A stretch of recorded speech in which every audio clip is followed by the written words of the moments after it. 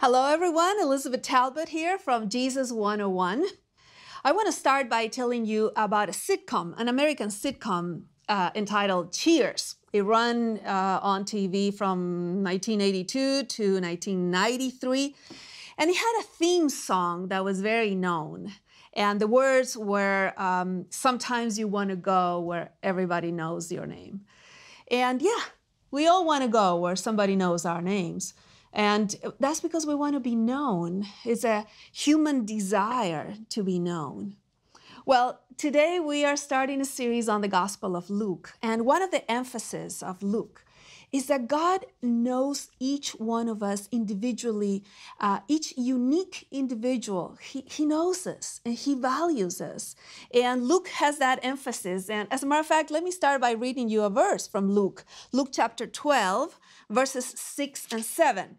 It says, "Are not 5 sparrows sold for 2 cents? Yet not one of them is forgotten before God. Indeed, the very hairs of your head are all numbered. Do not fear, you are more valuable than many sparrows." I got some sparrows today as our props. You know, I have a lot of sparrows in my house, and these birds, says the Bible, they were not too valuable for people in the market. And yet God knows each one of them. He says, you are much more valuable than sparrows. And so today we are going to talk about this topic. You are known by God, and you are valued by him. You are so, you have so much worth in his eyes, and he knows everything about you. So today we're going to study the beginning of the Gospel of Luke, where we have 2 individuals. They look so different from each other. One is an older priest. The other one is a young woman. And yet God knows both of them intimately. So let's start in Luke chapter 1, verse 5. "In the days of Herod, king of Judea, there was a priest named Zacharias of the division of Abijah, and he had a wife from the daughters of Aaron, and her name was Elizabeth." Happened to have the same name as I do. He was a priest. And it's interesting because we are told in the next verse, they were both righteous in the sight of God, walking blamelessly in all the commandments and requirements of the Lord. So not only were they of priestly descent, but they were doing everything they could to do the right thing. And yet they had an unfulfilled desire. Maybe you're there today. They wanted children and they couldn't have children. In that culture, not to be able to have children was a big problem. It felt like a curse from God. And we're told in verse 7, they had no child because Elizabeth was barren and they were both advanced in years. So not only did they have an unfulfilled desire, but now they're advanced in years and their unfulfilled desire has become an impossibility. So one day he is called to serve in the temple. Most priests got this opportunity once in a lifetime. So he goes from the city where they lived. I actually visited that city. And it's some ways from Jerusalem, to Jerusalem in the temple to serve. While he is serving, he gets an incredible sight. He sees an angel that comes to visit him. And I'm going to read it for you. Verse 11, while he's serving at the temple, Luke 1:11, an angel of the Lord appeared to him standing to the right of the altar of incense. Zacharias was troubled. He didn't know why the angel was there. And the angel said, "Do not be afraid, Zacharias, for your petition has been heard, and your wife Elizabeth will bear you a son, and you will give him the name John." See, the angel knew exactly where Zacharias was. He wasn't in his town. He wasn't in his house. The angel knew where to find him. He was in the temple. But also he knew the desires of his heart. And the angel said, your petition has been heard. Which petition? Well, obviously, Zacharias would be asking for Israel, for the petition of the Redeemer that they were expecting. But maybe, his heart, that desire to have a child was still there. And the truth is, both things were going to be fulfilled at the same time, because he was going to have a miracle child who would be the forerunner to the Messiah. But the part that I want to emphasize is right there on verse 13.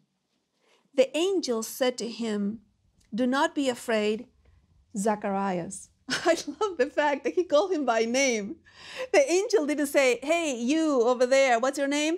No, he said, "You, Zacharias." He knew exactly who Zacharias was. He knew the desires of his heart. He knew everything. Remember that if he knows every sparrow, of course he knows you. You're valuable. You're so much more valuable than sparrows. Well, then there's another story on verse 26 of the same chapter. This time is a young girl named Mary. Verse 26, in the 6 months after these things, the angel Gabriel was sent from God to a city in Galilee called Nazareth. Everything, the area, God knew what it was called. The city, he knew what it was called. And he knew exactly where Mary lived. And the angel came to her. She was a virgin engaged to a man whose name was Joseph, of the descendants of David, which was the royal line. And verse 28, and coming in, he said to her, "Greetings, favored one." She also is wondering, what is this about? And then the angel said to her, "Do not be afraid, Mary." He calls Mary by name also. Not only does he know the city and the house, but he knows her name. And you have found favor with God. And then he says, you will bear a son, you will conceive and bear a son, and you shall name him Jesus. He will be great and will be called the Son of the Most High, and he will reign over the house of Jacob forever. It's interesting that both the older priest and the young woman were so known by God. Both of them were going to have a miracle child. First, the forerunner of the Messiah, and then Mary would have this Son of the Most High. She would conceive without a man. But both of them were called by name. God knew exactly where they lived. You are much more valuable than many sparrows. And God knows you. He knows everything about you, your name, your address. I like something that Holy Girth says. Him who has counted how many hairs there are on your head, he knows how many cares there are in your heart. He knows everything about you. And he values you so much that he died on the cross for you. That's how much he values you. And so today I want you to know that you are known, you are valued, God has saved you, he has plans for you, and everything will be fulfilled exactly as God planned it, which would be the best for us because, he wants the best for you. So I hope you're encouraged by this message that God knows you and you are known and you are valued by God. I want to invite you to visit our website, Jesus101.tv, for many more videos and podcasts that will encourage you to remember who you are in the eyes of God. And today we have learned a very important lesson.